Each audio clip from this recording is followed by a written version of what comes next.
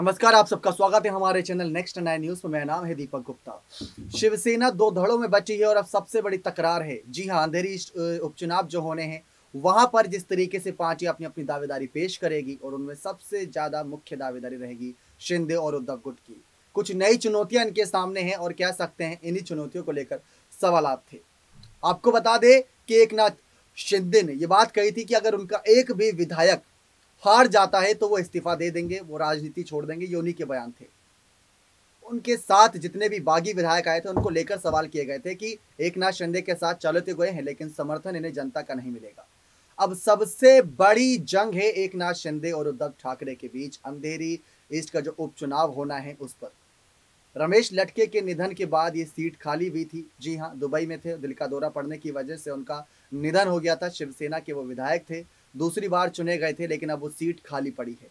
उस सीट पर दावेदारी यहाँ पर और मजबूत होती नजर आ रही है। उनकी ही पत्नी ऋतुराज को आगे किया जा रहा है यहाँ पर। साथ ही साथ यहाँ पर जितनी भी जानकारी सामने आ रही है वो अपने आप में दिलचस्प है। लेकिन 52 साल की उम्र में जिस तरीके से रमेश लटके का निधन हुआ, इस बात को लेकर सवाल किए गए। लेकिन दोनों ही पार्टियां अपने नए नए चुनाव चिन्ह के साथ है। जहां पर मसाल का चुनाव चिन्ह उद्धव ठाकरे का है तो दो तलवार ढाल यहाँ पर एकनाथ शिंदे का बताया गया। और अपने ही चुनाव चिन्ह को लेकर यहाँ पर उद्धव ठाकरे गुट कई सवालात खड़े करते नजर आ रहा है। लेकिन इस बीच उद्धव ठाकरे की तरफ से जो प्रतिद्वंदी इस चुनाव में उतारी जाएंगी महिलाएं, क्या वो उद्धव की वापसी करा पाएंगी? क्या वो एकनाथ शिंदे गुट को मुंह तोड़ जवाब दे पाएंगी? ये कई सारे सवाल हैं और किस तरीके से उन पर आँच आती नजर आई वो भी आप इस खास रिपोर्ट के माध्यम से देखें कि कैसे उन पर कई सारे सवालात, कई सारे दबाव बनाए गए शिंदे गुट के द्वारा, ऐसा उद्धव गुट का कहना था। तो देखिए आप हमारी ये खास रिपोर्ट। अंधेरी विधानसभा चुनाव में ठाकरे गुट की उम्मीदवार ऋतुजा लटके के इस्तीफे के संबंध में एक बड़ा फैसला आया है। जी हां, अदालत ने बीएमसी और ऋतुजा लटके के वकीलों की दलील सुनने के बाद अदालत ने बीएमसी को आदेश दिया है कि कल सुबह 11 बजे तक ऋतुजा लटके को इस्तीफा मंजूर करने पत्र दिया जाए। बता दें कि बीएमसी प्रशासन द्वारा तत्काल प्रभाव से इस्तीफा स्वीकार कराने के लिए उद्धव गुट की उम्मीदवार ऋतुजा लटके अदालत की शरण में गई थी।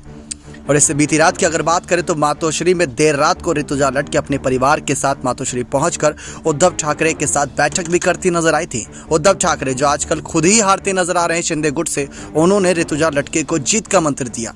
जानकारी दें, ऋतुजा लटके ने मुख्यमंत्री एकनाथ शिंदे से मुलाकात की खबरों को निराधार भी बताया। बुधवार को उद्धव की पार्टी के नेताओं पर अनिल परब और विनायक राउत ने एक प्रेस कॉन्फ्रेंस में आरोप लगाया था कि एकनाथ शिंदे गुट उनकी उम्मीदवार ऋतुजा लटके पर उनके चुनाव चिन्ह दो तलवार और ढाल पर उपचुनाव लड़ने का दबाव बना रहा है। उन्हें मंत्री पद का प्रलोभन दिया जा रहा है। परब ने दावा किया कि बीएमसी द्वारा जानबूझकर ऋतुजा लटके का इस्तीफा मंजूर नहीं किया जा रहा है ताकि उन पर शिंदे गुट से चुनाव लड़ने का दबाव बनाया जा सके। हालांकि उनके इस्तीफे की पूरी फाइल बीएमसी के पास है। ऋतुजा लटके के वकील एडवोकेट विश्वजीत सावंत ने बॉम्बे हाईकोर्ट को बताया कि पहली बार बीते 2 सितंबर को ऋतुजा लटके ने अपना इस्तीफा बीएमसी को सौंपा था। तकरीबन 1 महीने के बाद 29 सितंबर को उन्हें यह बताया गया कि उनका इस्तीफा मंजूर नहीं किया गया। इस बीच 3 अक्टूबर को केंद्रीय चुनाव आयोग ने अंधेरी विधानसभा के उपचुनाव की घोषणा की, जिसके बाद ऋतुजा लटके ने दोबारा 3 अक्टूबर को अपना इस्तीफा सौंपा। इस बार भी उन्होंने बताया कि चुनाव लड़ने के लिए वे इस्तीफा दे रही हैं। बीएमसी में ऋतुजा लटके के खिलाफ ना तो कोई इंक्वायरी पेंडिंग है और न ही किसी प्रकार का ड्यू उन्हें देना है। हालांकि बीएमसी के आदेश के बाद उन्होंने ये तमाम चीजें भी सौंपी। इसके बाद ऋतुजा लटके के लिए एक टैक्स इनवॉइस रिलीज किया गया था ताकि अगर वो 1 महीने का नोटिस पूरा ना कर पाए तो 1 महीने की तनख्वाह भर सके। ये टैक्स इनवॉइस 10 अक्टूबर 2022 को जारी किया गया। क्या इसका ये मतलब समझा जाए कि ऋतुजा लटके का इस्तीफा स्वीकार कर लेगा? ऐसे कई सारे सवालात खड़े हैं। बीएमसी की भी दलीलें सामने आई, लेकिन अब सबसे बड़ा सवाल है ये कि किस तरीके से उद्धव ठाकरे के साथ नजर आ रही ऋतुजा लटके का अगला कदम क्या होता है। जी हाँ, सवाल कई सारे हैं और उपचुनाव को लेकर तैयारियां कितनी, और साथ ही साथ उद्धव ठाकरे की पार्टी का नया चिन्ह देखने को मिला है मसाल। तो ऐसे में उद्धव ठाकरे गुट किस तरीके से इस मशाल के सहारे अपने पार्टी को उम्मीदों की रोशनी दिखाता है, ये ज़्यादा देखना दिलचस्प रहेगा कि इस उपचुनाव पर यहाँ पर किसकी फतेह होती है, किसकी जीत होती है। क्योंकि उद्धव ठाकरे को वापसी करनी है, उद्धव ठाकरे को वापसी किस दमदार तरीके से करनी है, देखना खासा दिलचस्प रहेगा। और इस उपचुनाव पर सबकी नजरें रहेंगी कि उपचुनाव की स्थिति में यहाँ पर कौन आगे बाजी मारता है। देखा आप सभी ने किस तरीके से यहाँ पर जो तमाम सवालात किए गए थे, तमाम कहीं ना कहीं उनकी भूमिकाओं को लेकर सवाल किए गए थे। अब एक एक करके उनकी जानकारियां सामने आई।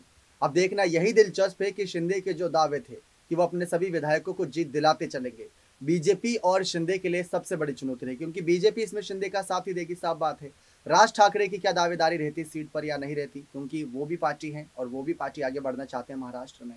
तो एकनाथ शिंदे और उद्धव गुट के लिए ये सबसे बड़ी चुनौती अपने आप को साबित करने के लिए, क्योंकि फडणवीस और शिंदे की सरकार बनी लेकिन वो समर्थन की थी विधायकों के।